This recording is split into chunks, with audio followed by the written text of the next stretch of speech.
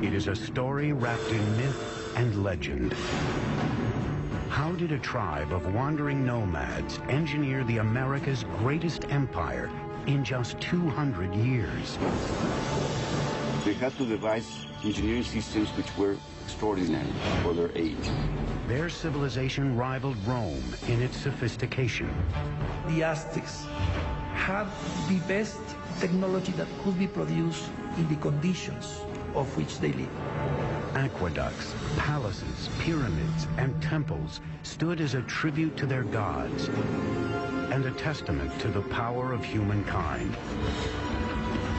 The Aztecs' crowning achievement was a gleaming capital city that astonished European explorers called the Venice of the New World.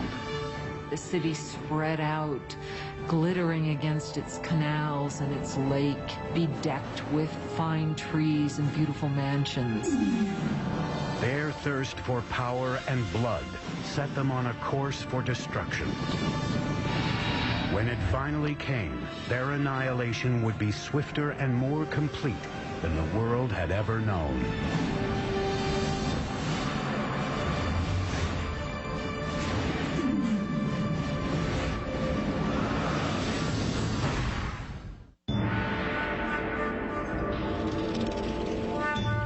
In 1325 AD, central Mexico, near modern-day Mexico City. A young girl, just a teenager, is celebrating her impending wedding. She is the daughter of a tribal king, and she is about to join a new tribe that has been a guest of her kingdom. That tribe is now known as the Aztecs. As part of the ritual, 5 Aztec noblemen lead her to an ancient temple for the ceremony. But as she reaches the top, the noblemen suddenly veer her away from the altar and onto a slab of stone in front of the temple, one used for sacrifice. Each man holds a limb, while a 5th lifts an obsidian knife high in the air. With one searing move, he slashes it through her chest and extracts her still beating heart. That evening, the king is invited to a ceremony to celebrate the marriage. Instead, he finds a priest performing a dance, wearing the still glistening skin of his daughter. As part of the ritual, the Aztecs had flayed her to honor the god of fertility. He saw this, and he was absolutely horrified at what he saw, his dear daughter. And so he and his forces immediately chased the Aztecs into the lake and onto this island where they sought refuge. The marshy island was an unwelcoming place. Yet it was from here that the Aztecs would beat the odds against them and forge the most powerful empire of the Americas.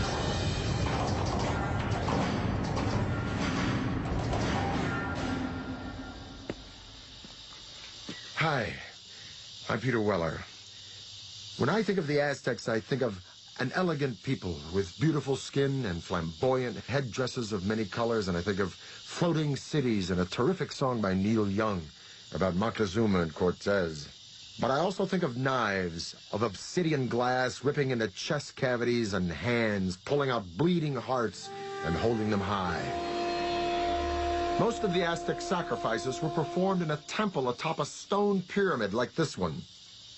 The Aztecs felt that without these offerings, the sun would literally cease to rise and the universe would die. Now, Aztec history is a fusion of fact and myth. But what we do know is that this murder, as horrific as it was, not only marked the beginning of the Aztec Empire, it also marked the location from where it would rise. The island the Aztecs were banished to after their disastrous sacrifice of the princess was in Lake Texcoco, the largest of 5 interconnected lakes covering a valley about 40 by 70 miles. Today, this once vast and open valley is teeming with what is modern-day Mexico City, one of the largest cities in the world.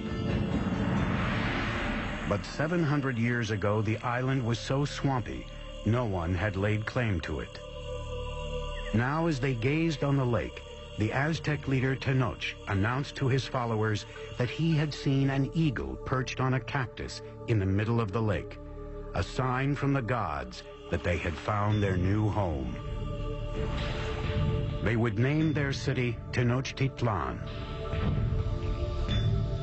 Life is tough for the Aztecs in the early days of Tenochtitlan, but they have a vision of a powerful city modeled on an ancient and legendary city just 25 miles away. They called this city Teotihuacan, or City of the Gods. We know very little about Teotihuacan because all we have is the archaeological remains. We don't have any writing, we don't have any documentation that really fleshes out what went on at this big city. It was in ruins, even in Aztec times, but they believed it to be the stomping grounds of the gods and the literal birthplace of the sun itself. The place the Aztecs most revered in Teotihuacan was a pyramid that rose above the tree line. It was called the Pyramid of the Sun. The massive Sun Pyramid contains 1 million cubic yards of earth and stone, with a base roughly the same as the Great Pyramid of Giza in Egypt. The Aztecs believed Teotihuacan was laid out in the image of the cosmos, created by their gods. Now it was this image they would attempt to replicate in the construction of their new city, Tenochtitlan. Taking on the challenge would be an Aztec leader named Acamapichtli. In 1376, he embarked on an ambitious plan to engineer an advanced city at Tenochtitlan. But there was a problem. The swampy islands that they took over needed a lot of work. When they started to build anything, it would begin to subside. There was simply no foundation on which to build. The Aztec solution would revolutionize the architecture of the Americas. They began by anchoring their buildings deep in the ground using a system of pilings made from wood. Workers cut stakes into 30-foot lengths, 3 to 4 inches wide. These were driven into the soft ground to make a foundation. The pilings were often surrounded with volcanic stone to add strength. Masons and bricklayers could then build walls on top of this base with confidence. They have found wooden pylons to hold the foundations of the pyramids. The fact that it didn't sink or the fact that it didn't just topple, I think that's a major feat of engineering. Tenochtitlan was an island city, but the lakes surrounding it were very shallow, sometimes only 7 feet deep. The whole thing looked like a giant metroplex floating on a pond. Originally, the only way to get from this floating city to the mainland was by boat. But the Aztecs eventually devised a series of causeways, sometimes 45 feet wide, that would connect their floating city to the mainland provinces. The causeway was supported by strong wooden pilings, the same pilings that supported their temples and other buildings. Thousands of these pilings had to be driven deep into the lake bed, and this presented a logistical challenge that could only be met by a strong, skilled labor force and the best of Mesoamerica's engineers. To build a causeway, 2 lines of stakes were laid out. Then the space between them was filled with stones and earth until it reached several feet above the water level. This allowed the road to support enormous weight. These causeways were built very straight, they were very wide, with bridges that would open up that connected the city to the north, to the west, and to the south. The roads enabled the Aztecs to transport larger, heavier materials for building. But this presented a new challenge. There were no beasts of burden in Mesoamerica, so everything had to be done with humans. No carts, no wheel. Small loads would be carried on the back with a rope hung from the forehead. Large items like stone blocks or sculptures for a temple would be dragged by huge numbers of men pulling ropes, possibly using logs as rollers. Legend has it one stone bound for a temple required a force of 50,000 men to drag it from the mountains on the mainland across the causeway and into the city. The causeways would also present the Aztecs with a new way to get fresh water to Tenochtitlan. In the past, the Aztecs had transported water in canoes from the shore. But a huge boom in the city's population meant they needed a higher-tech solution to keep up with demand. They wanted to use water from the springs on the mainland, and so they wanted to build an aqueduct. But the springs were under control of the dominant tribe in the region, the ruthless Tepanecs. The Tepanecs were the controllers or the dominators of all the valley. They had a very strong empire. So they were the lords of the valley. So the Aztecs were tributary subjects to them. As the Aztec population grew, tensions with the Tepanecs began to simmer. Now the Aztecs decided to issue an ultimatum that could change the balance of power in the region. The people of Tenochtitlan not only demanded that the Tepanecs give them the water, but also demanded that they help construct the aqueduct. The Tepanecs' answer was swift and brutal. The Tepanec king, Maxtla, sent assassins who murdered the reigning Aztec leader in cold blood. This was the final straw.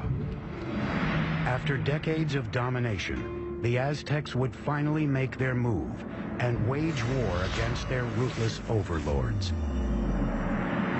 And they would launch a series of wildly ambitious building projects around their growing island city that would earn them a reputation as the greatest engineers of the Americas. The founding tribe of the Aztecs called themselves the Mexica. The country of Mexico gets its name from this tribe.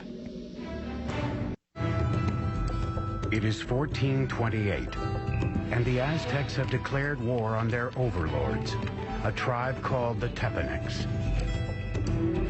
But to defeat the Tepanecs, they would need a little help from their neighbors. The Aztecs approached the nearby city-state of Texcoco. There, a decisive leader was on the rise.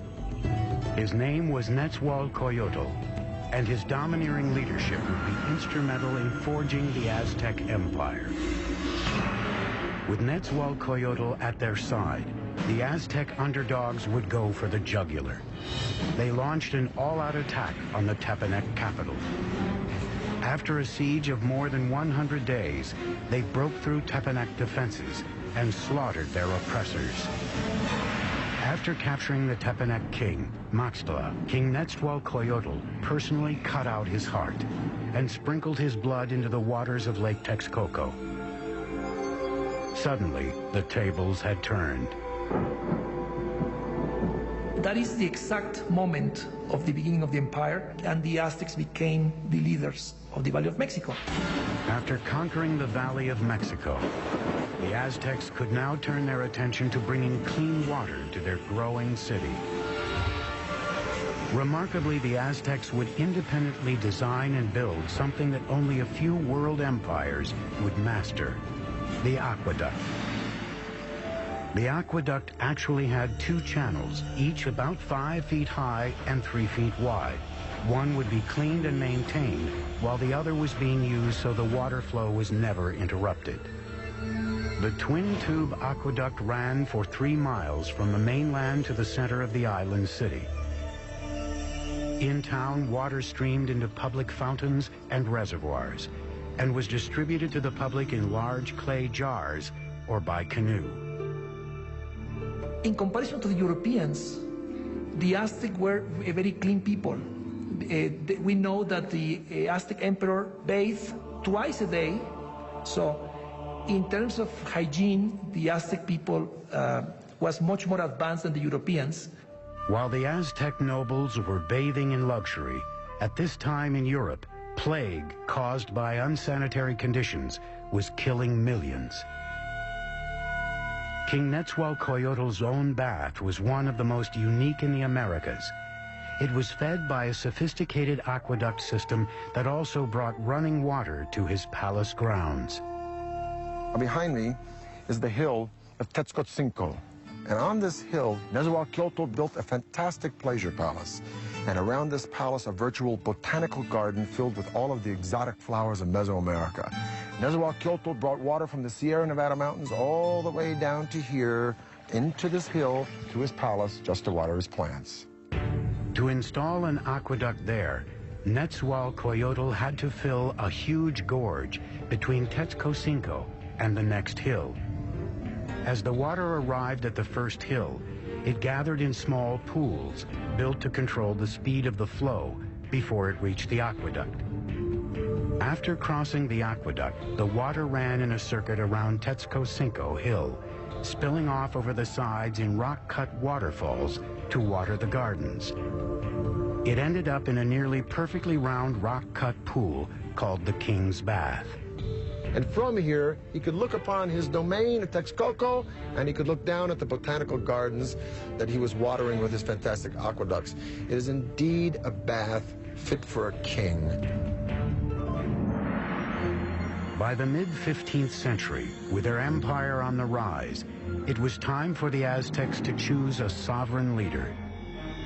He was called Moctezuma, and he would be the first of two emperors with this now famous name. Moctezuma's first order of business was to extend the empire's borders. The Aztecs captured city-states southward to the valley of Oaxaca, westward to the Pacific, and east toward the Gulf of Mexico. By 1449, the empire contained as many as 15 million people. In the short span of 100 years, the Aztecs accomplished the impossible. They had toppled the Mesoamerican world order. But while the Aztecs dominated militarily, their island city was vulnerable to a different kind of enemy. Like New Orleans, Tenochtitlan was constantly doing battle with water. And one of Moctezuma's first projects was to protect his city from the deluge of water surrounding it. This is what is left of Lake Xochimilco, in the southern part of Mexico City, in Aztec times, the city of Tenochtitlan. This lake, like the other four lakes that surrounded the city, were spring-fed. Thus, there were no rivers or streams into which it could drain. And if it rained hard enough, the water would rise up and sweep over the land and into the city itself. And this is exactly what happened in the mid-1400s when a flood of catastrophic proportions swept into Tenochtitlan. The city and the empire it commanded were almost completely destroyed, and the Aztec civilization had to once again rely upon the genius of its engineers, and one engineer in particular.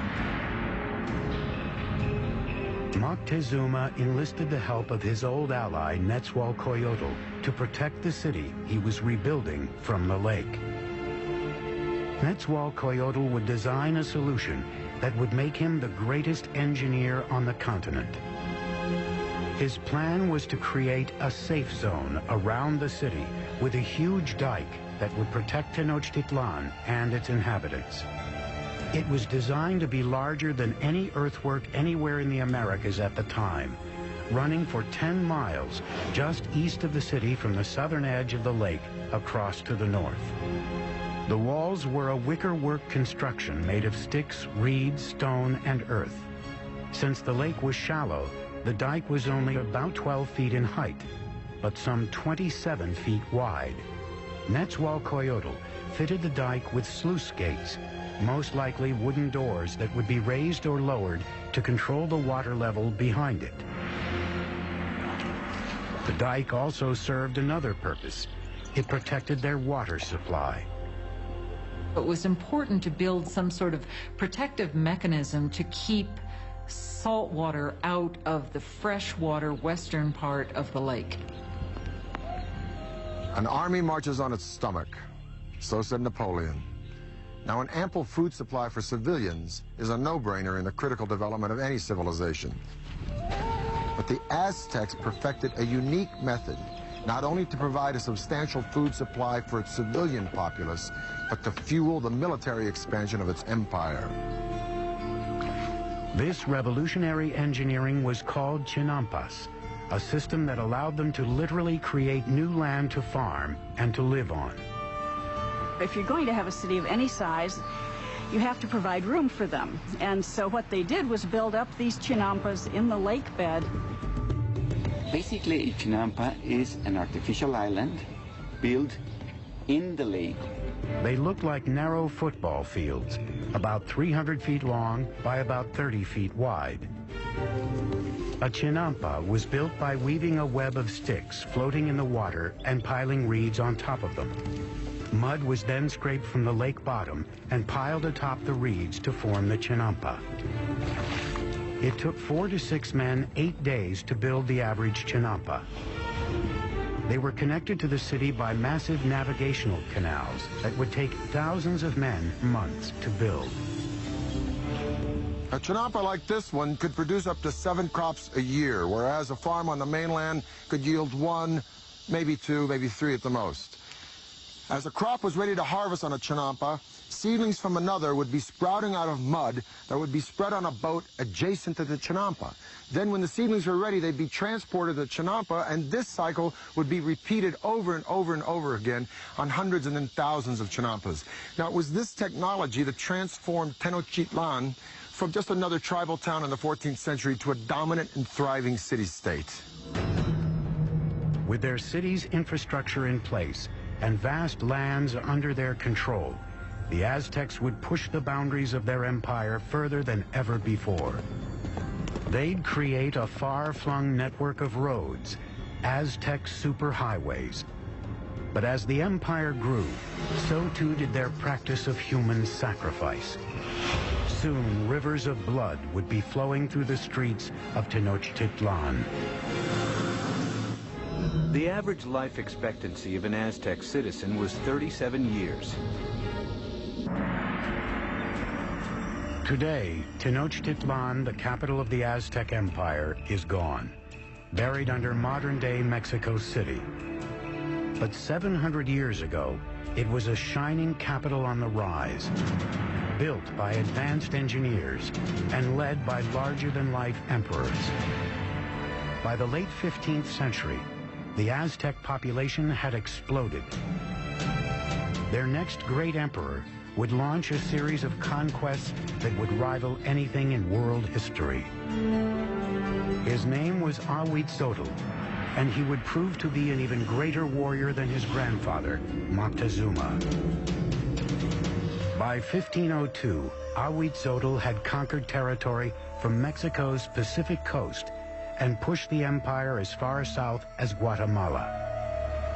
His reign was kind of like a golden age. He was a king that opened up transport routes to the coastal areas and to lowland areas where the Aztecs got their greatest luxuries, these shimmering tropical feathers, the gold, the precious stones that the nobles and rulers wore as symbols of their station in life.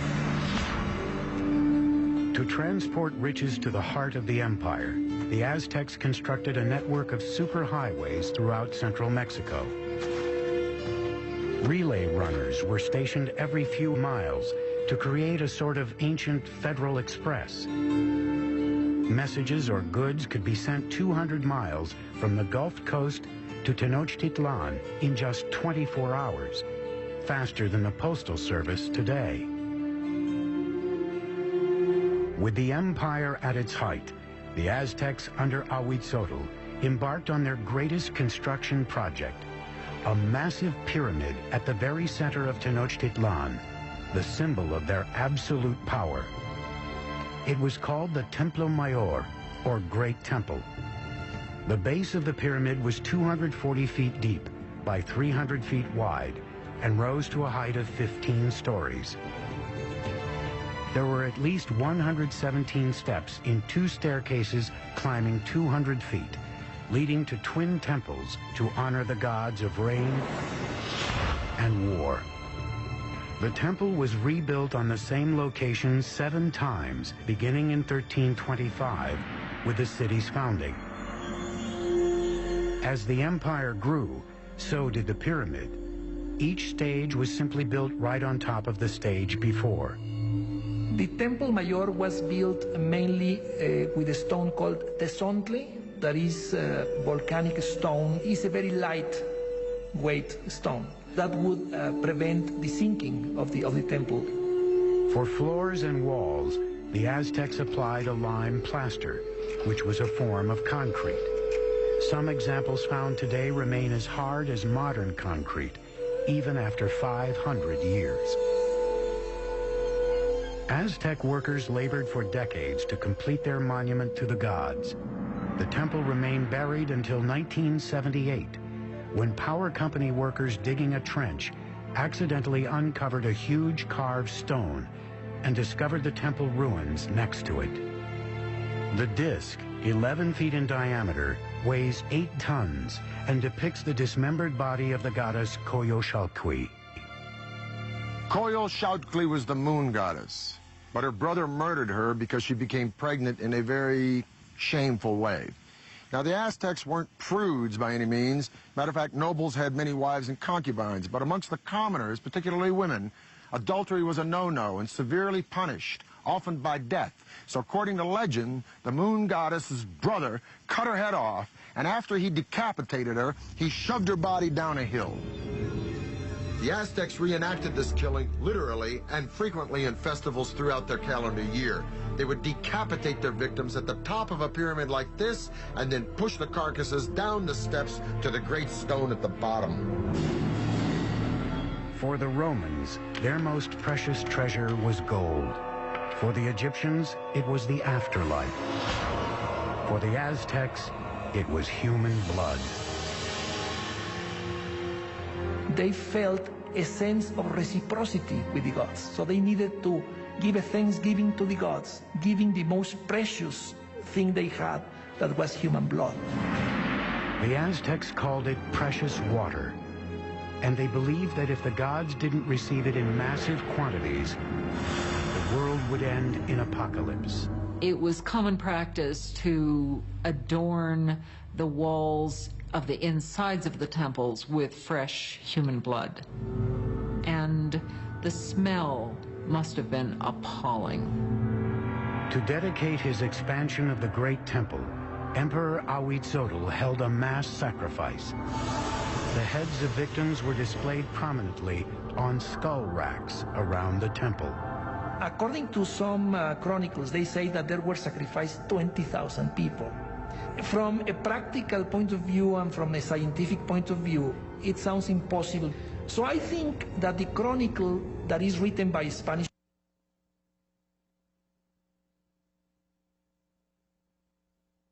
sources is basically telling us that to their eyes they were many. As Ahuitzotl's reign continued, the bloodletting skyrocketed. Life in Tenochtitlan soon became an orgy of death. Friends and enemies alike would be brought in to witness the sacrifices.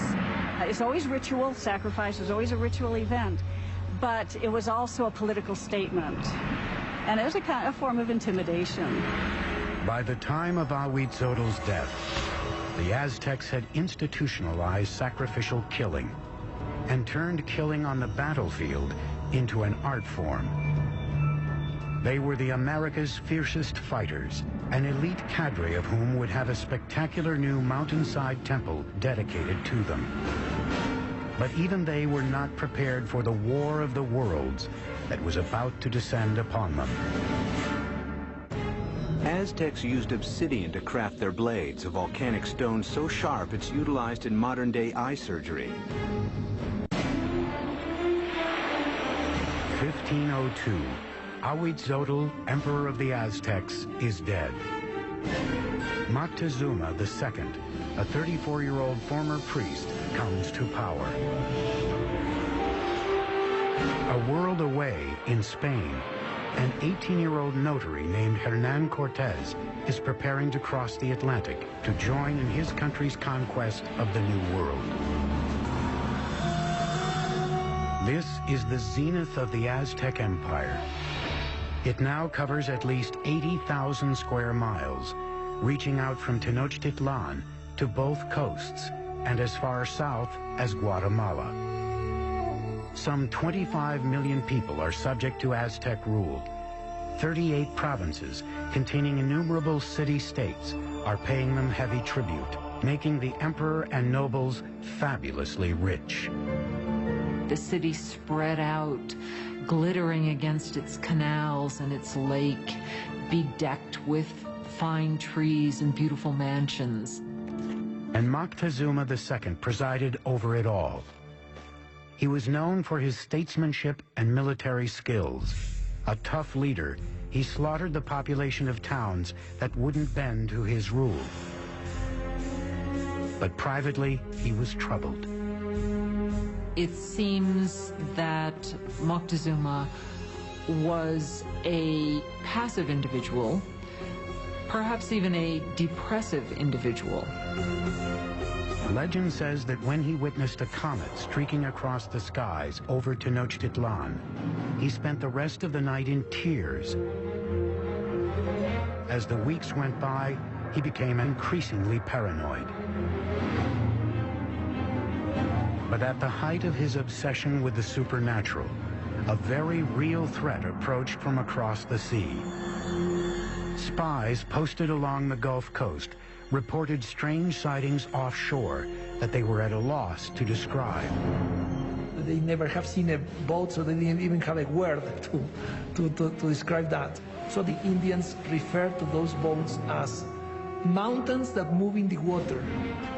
In 1519, after sailing from Cuba, Cortez landed with 11 of these floating mountains and 500 men on the Gulf of Mexico, 200 miles southeast of Tenochtitlan.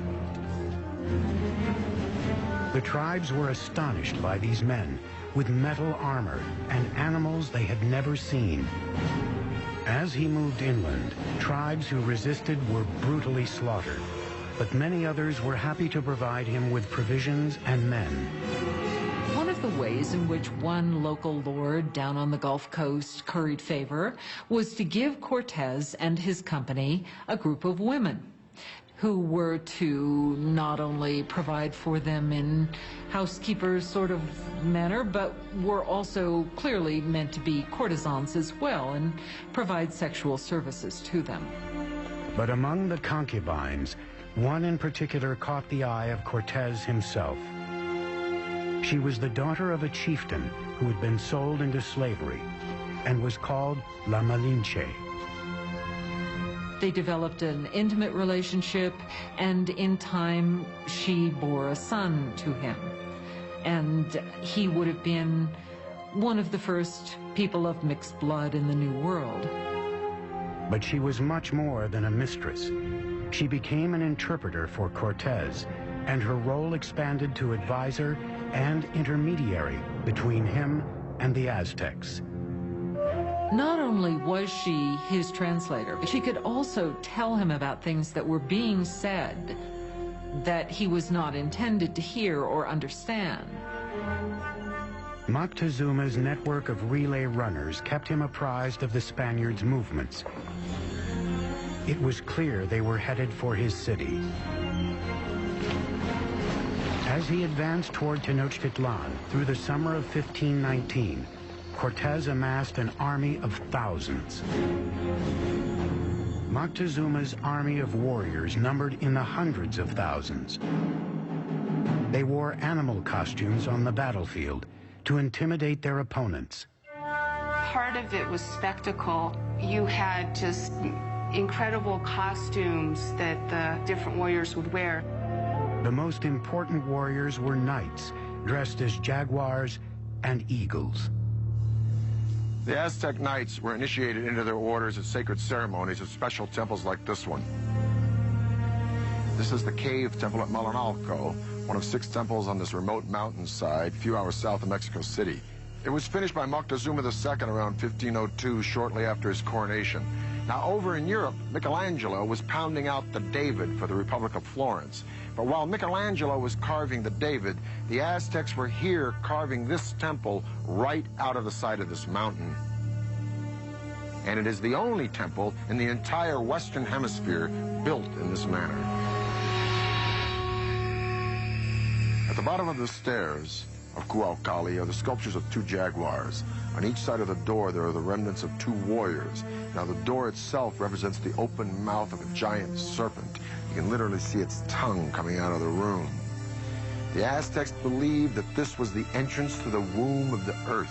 Now, the privileged warriors would come here, go into the room with sculptures of eagles, have their noses pierced, and offer blood and sacrifice to Huitzilopochtli, the god of war.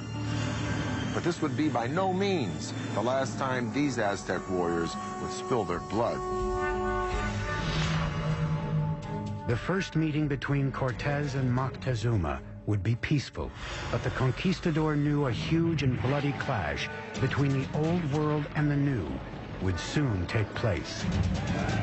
And the annihilation that ensued would become one of the most frightening events in the history of the Americas. Cocoa beans were so valuable a commodity to the Aztecs, they were even used as a currency. It is the fall of 1519. Spanish conquistador Hernan Cortez has finally reached the gleaming Aztec capital he has heard so much about, Tenochtitlan. When the Spaniards first saw Tenochtitlan, they thought they were in some kind of an enchanted vision. They thought they'd entered some kind of a dream. A massive force of native warriors, allied against the Aztecs, accompanies him as he advances on the main causeway into the city. The meeting of Cortez and Montezuma on a causeway approaching Tenochtitlan had to be one of the most remarkable events in world history. It's really a meeting of two different worlds. And Cortez offered his hand, but the minute he started to do that, to actually touch Montezuma, the noble attendants around Montezuma pushed Cortez away and said, no, no, no, that's a total indignity. Nobody touches Montezuma, the great lord of the land. The meeting of the two worlds was peaceful, but fraught with tension. Moctezuma by this time had become increasingly impulsive and prone to bouts of hysteria. So the encounter was an encounter of sensing the forces, no, in each side. But the Aztecs had a diplomacy and a warfare system that was somewhat naive in comparison to the very tricky and sly system of the Europeans. Moctezuma invited the Spaniards to stay in one of his palaces. It would prove to be a catastrophic mistake. As the Spaniards entered the city, they were so awed they thought they were dreaming. At the heart of the city stood the emperor's colossal palace. The palace of Moctezuma II was a massive complex spread across 6 acres near the Great Temple. One of the Spaniards noted that every day at Moctezuma's palace, 600 nobles gathered, and they would hear the word of their emperor. Moctezuma received the Spaniards in a large reception chamber just beyond the main entrance, designed to make the emperor appear omnipotent. But Moctezuma's palace would be the last ever built by the Aztecs. Not a week into their visit, the Spaniards went for the jugular, kidnapping Moctezuma. It was an audacious move, but it paid off. The empire appeared to be theirs. Even though Moctezuma was still the official leader of the city, he was really, for some time, nothing more than a mouthpiece for Cortez. For 6 months, tensions within the walls of Tenochtitlan slowly simmered. Then, in the spring of 1520, it all came to a head. One morning, Spanish soldiers interrupted a sacred sacrifice and slaughtered those taking part. The move sparked an uprising. For the Aztecs, the Spaniards had committed an unspeakable sacrilege. The city became engulfed in chaos as the Aztecs marched on Moctezuma's palace. Moctezuma gets up on the top of the palace and tries to talk to the people and calm them down, and by now they're just not having any of it. Moctezuma had become nothing more than the Spaniards' puppet. a betrayal so great in the eyes of his people, they pummeled him with rocks and arrows. Shortly after, Moctezuma's lifeless body was tossed from the palace walls. Whether he died at Spanish hands or from injuries inflicted by his own people may never be known. And the Spaniards at that point decided this would be probably a good time to leave the city. On the night of June 30th, 1520, the Spaniards attempted to escape under cover of darkness. But they can't separate themselves from the plunder that they've gotten so far, so they're weighted down with all of the things that they want to take with them. They were easy targets for the Aztec warriors, who caught them on the causeway. Bodies quickly piled up in the water. 400 Spaniards were killed, along with several thousand of their Indian allies. That escape has come to be called the Noche Triste, the sad night. Cortez and a few others managed to escape with their lives. The Spaniards would now destroy the shining city of Tenochtitlan for good. He would begin by severing the lifeblood of the city, the aqueduct. As hundreds of thousands of people within the city's walls were without water, Cortez created a blockade around Tenochtitlan to cut off all outside supplies of food. So the idea of this blockade was to try to make surrender the city by hunger. And the Aztecs had a tremendous resistance, so they couldn't be defeated easily. And what they decided to do is to mount an attack both by land and by sea. For centuries, the lake around Tenochtitlan was a barrier against invaders. But Cortez would find a way around that. He had thousands of his Indian allies carry ships in pieces up thousands of feet over the mountains to be assembled and launched into the lake. May 1521. Cortez unleashes his massive army in a final decisive attack on Tenochtitlan. 600 Spaniards, including 100 cavalrymen and upwards of 50,000 of their Indian allies, clash with the Aztec defenders of the city on its grand causeways. Brutal fighting continued for months. Day by day, Cortez razed the city block by block. He and his Indian allies were merciless in their systematic slaughter of the population. It was an extremely hard-fought battle, especially in the city precincts. The Aztecs made a last stand at the great temple in Tlatelolco. Warriors lined the steep steps to rain down arrows and rocks on their enemy. But it was hopeless. On August 13th, the final Aztec leader, Cuauhtemoc, was captured and surrendered to Cortez. And that was just the beginning. 20 million would die of disease brought by the Spaniards. By the end of the 16th century, we estimate that the native population had been reduced by about 90%. Modern-day Mexico City has been built atop the rubble of the once majestic city of Tenochtitlan. The Spaniards leveled it during the construction of their own colonial capital, even using stones from the great temple to build their cathedral still standing next to the temple ruins. The Aztec Empire had vanished, and with it, a legacy of astonishing engineering achievements. It has become clear from their sophisticated systems of urban planning, agriculture, and waterworks that the Aztecs stood among the most advanced of the world's great empires. The cave temple here at Malinalco is one of the few truly impressive Aztec achievements that the Spanish did not destroy. And stunning sights such as this beg the tantalizing question, if the Spanish had not come, what would Mexico look like today? I'm Peter Weller for the History Channel.